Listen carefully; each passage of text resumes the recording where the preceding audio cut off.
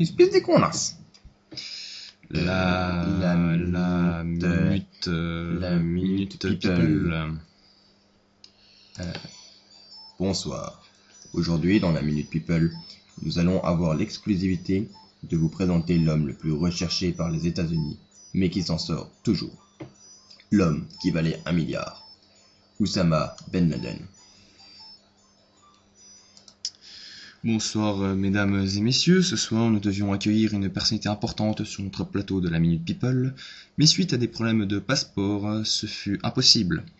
Nous sommes donc en direct de l'Afghanistan, et non les États-Unis comme nous l'avions dit la semaine dernière, là où nous avons retrouvé notre célébrité du jour. Donc nous avons le plaisir d'accueillir et d'être accueillis par Oussama Ben Laden dans sa grotte.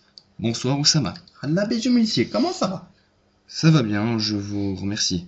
Ce soir, nous allons vous poser quelques questions, comme les dernières célébrités qui sont passées en direct avec nous. Et donc, à la fin, en petite surprise cadeau Minute People, nous vous offrirons donc une petite surprise. Ça me va.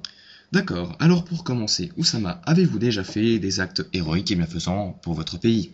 Et pas bien sûr, les attentats d'Amérique, tu crois que c'est quoi, hein? Ah, excusez-moi, je ne voyais pas ça comme ça, j'avais mal compris le message alors. Je pensais que les attentats étaient là juste pour faire des morts et beaucoup de dégâts. Ben oui, mais c'est comme ça que j'apporte du bonheur à mon pays. Tout ce qui détruit les Américains nous fait plaisir. D'accord, et sinon, vous avez prévu quelque chose d'autre pour les prochains mois? Eh bien, je dois dire que je trouve l'Empire State Building bien trop grand à mon goût. Et puis, il faut dire que son aiguille me fait plutôt penser à une cible. D'accord, c'est vous, hein, c'est pas moi. Est-ce que vous avez une signature particulière pour les attentats? Bon, ça dépend des jours. En ce moment, les Boeing sont à la mode, mais je dois dire qu'il y a un avion qui m'intéresse beaucoup en ce moment. C'est un avion français. Il est sorti il y a quelque temps. C'est très, très bien. C'est la 380. Comme il est plus gros, il fait plus de dégâts.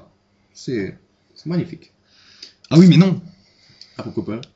Bah, si vous faites ça, vous déclencherez la guerre aux Français. Ils sont déjà présents en Afghanistan, mais pas énormément sur votre carte. Alors, je pense que vous avez déjà assez des Américains comme ça. Bon, un pays de plus ou de moins. Ils mourront jamais de toute manière. Ça, c'est vite dit, Oussama. Comme nous, on avait réussi à vous retrouver juste en passant un coup de téléphone, quand même. Faut pas abuser, quoi. Ah, mais c'est vrai, ça.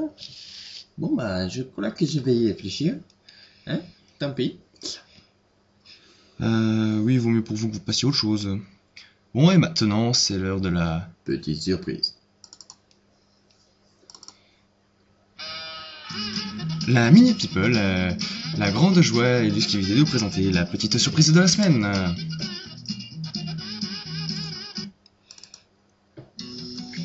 Déjà, à son plus jeune âge, Oussama était un fin stratège, car il fabriqua déjà 2 tours identiques en carton, et lançait déjà des petits cailloux en guise de bombe.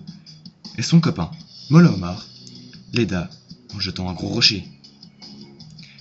Dès cet instant, les deux camarades se lièrent d'une amitié intense, Tu sais que je t'aime, toi. car ils avaient une passion commune, la haine des États-Unis. Je vais tuer. Meurs aux États-Unis. À l'âge de 12 ans, son père lui offrit ses premiers pétards. Il s'en servit immédiatement sur un modèle des tours jumelles. Ces pétards l'inspirèrent, de même que son grand ami, pour créer des projets d'avenir. Si on faisait ça en plus gros. À 20 ans, il fait un voyage aux États-Unis, à New York plus exactement. Il étudia la structure du World Trade Center afin d'y poser sa toute première bombe. Et après quelques efforts, il finit par réussir un attentat au sein des 2 tours. Mais cela ne lui suffisait pas. Il retourna donc dans son pays afin d'élaborer une nouvelle stratégie. À 32 ans, Mollah Omar lui offrit son premier avion, ce qui eut pour conséquence de déclencher la solution finale. Eureka! Bombarder les 2 tours du World Trade Center avec des avions. En 2001, il réussit son coup et détruit les 2 tours. Puis, n'ayant plus de projet de grande envergure et voyant son père ami, son pays se faire envahir, Oussama se retira dans une grotte dans son pays et il se fit oublier. Bien, belle petite biographie de vous, n'est-ce pas, Oussama?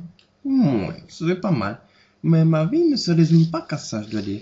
Oui, on sait, mais ça aurait été trop long de tout dire et puis on devait faire court. Ah d'accord, j'y comprends pas, mais comme j'étais pas au courant, eh bien, pour la peine, je vais vous envoyer un de mes meilleurs amis, ça s'appelle Kamikaze Rachid Commando. Qu'il vienne, il crèvera avant d'atteindre son objectif. Nous sommes des fous, nous. Bon, on verra. Une autre fois alors. Bien sûr, Oussama. Nous n'avons qu'une chose à vous dire. Connard. Va. Attention. Ici la voix. La semaine prochaine, dans la Minute People, Bobby et Sean interrogeront un homme aussi connu qu'il n'est idiot. Benjamin Castaldi. C'est tout pour le moment.